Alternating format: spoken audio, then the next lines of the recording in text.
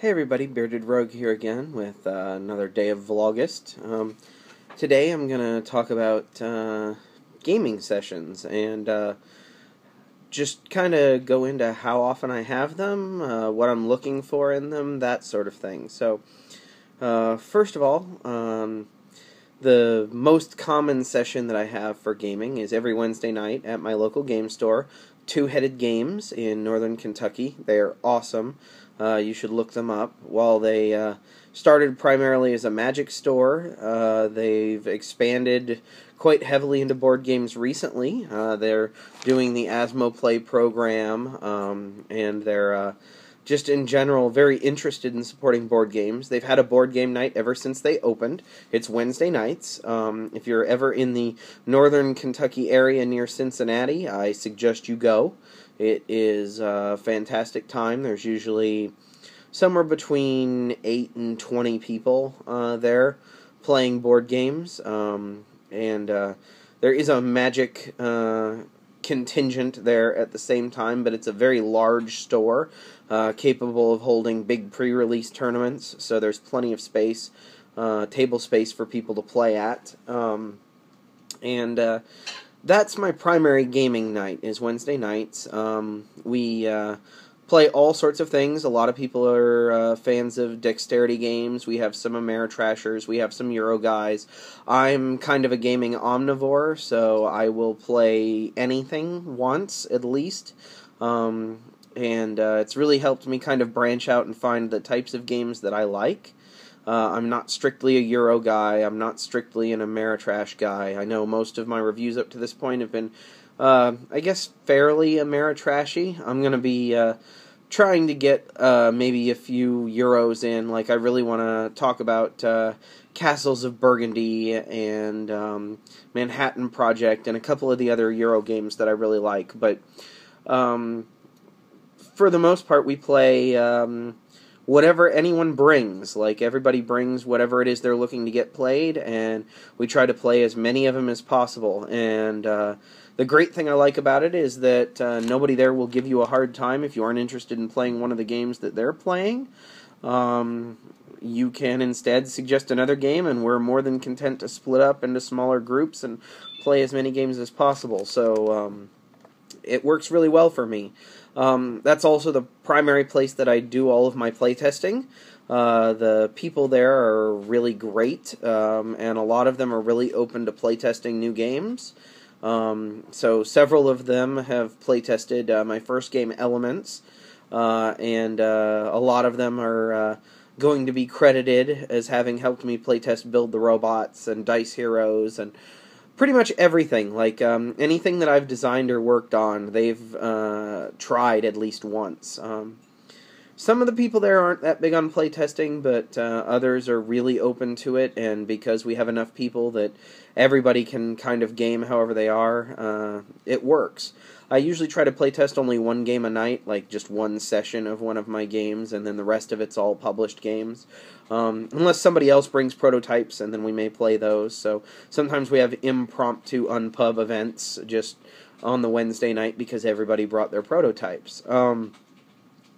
Overall, it's a really great store.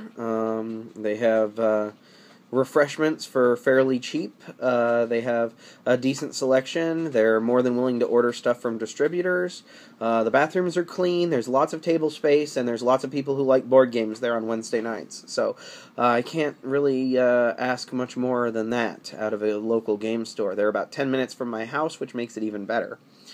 As far as other gaming sessions, I have usually once or twice a month. I'll have a get-together on the weekends with some of my other friends who are not Wednesday board gamers. They live in the local area, but they're a little bit further away, so evening gaming sessions don't work as well as weekend gaming sessions for them.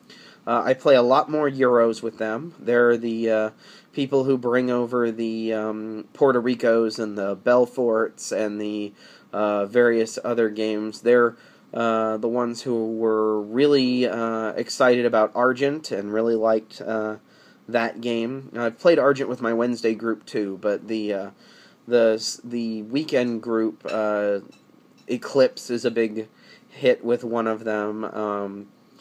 They tend to like Euro games, longer, heavier games. Don't get as much of a chance to play those.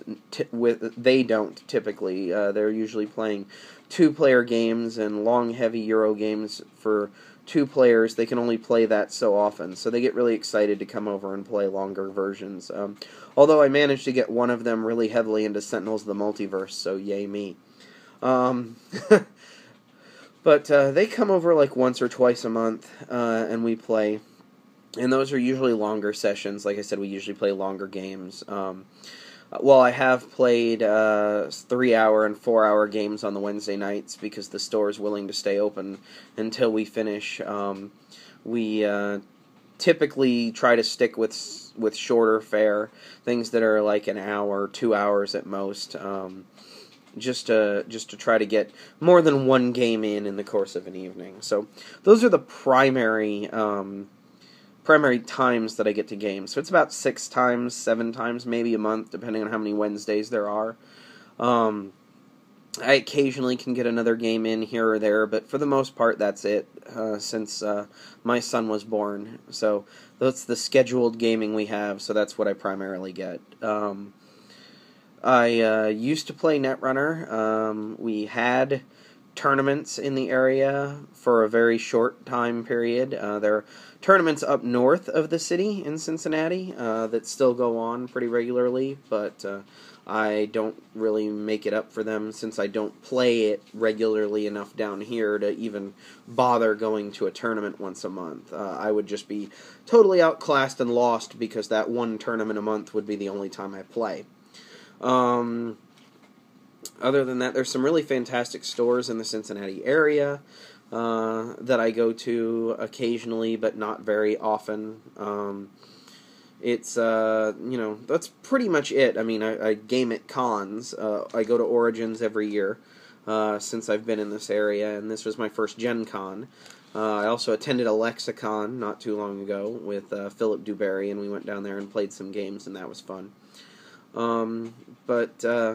But yeah, what I'm looking for in a gaming session, I typically like to play more than one game in a gaming session, like, unless we plan it in advance. Like, there have been times where I've set up we're going to play Android the board game this week, so set aside the 6 to 8 hours that we will need for rules explanation and actually playing this game, and potentially having a meal in the middle of this game, and ignore everything else, but for the most part, I'd rather play 3 1-hour games than 1 3-hour game, just to get more variety. I also find that people who have problems being sore winners or sore losers typically don't get as heated if the game is shorter. If you're playing a game of Coup and somebody loses, that was, 10, 20 minutes, maybe, of their time. Whereas if you play an extremely long game, like we sit down and play, a 3 to 4 hour game of Belfort, and somebody is a really poor loser, then the entire night could be ruined. So we don't have a lot of people like that. They occasionally show up, or there are people who will play and aren't really clear on what the rules were and are upset about it near the middle of the game, that their entire game would have been different. Typical stuff that happens with gamers. But the regulars who show up, I don't really have any problems with anybody having that issue. Just, it's something that I noticed. Plus, I have a lot of games. I have over 300 games, probably close to 350. More than that if you count expansions, which I don't. But each game needs to get some plays in and needs some love. So when I come home from Origins with a haul of games, or Gen Con with a few games, I like to try to get everything played at least once. Right now, I have a lot of stuff from Gen Con that hasn't been played yet, but for the most part, every game in my collection has at least one play behind it. And that's something that I want to continue. If I haven't played a game, then there's not a reason for me to own it. And if I don't play a game regularly, then I start questioning why I own it. I haven't gone so far as to start making lists, and I used to record plays, but I've been very bad about it this year. I was really good all last year and recorded everything I played, and this year I've kind of fallen off the wagon on that. So in a gaming session, I'm looking for, more than one game in the evening. I have no problem with party games or smaller player count games. I personally love two-player games, and they don't get played nearly often enough at game groups. Typically, you're breaking into 3s, 4s, or 5s, depending on how many people there are, so I don't get to play my two-player games nearly as often as I would like. That goes back to Netrunner and Summoner Wars and Ashes and several of the other games, so I have to play those while the getting's good, while people are interested in them and it's hot, to try to keep it hot so that I can continue playing them. But yeah, that's about it. I mean, I really just, what I look forward to most is just being around people and hanging out. The games are fun, and like I said, I'm a gaming omnivore, so I like playing pretty much anything. It's more a matter of being around people and engaging socially and hanging out and using my brain and just kind of doing things that aren't my day job for a while. So that's kind of what I'm looking for in a board game session. So again, Two-Headed Games in Northern Kentucky is amazing.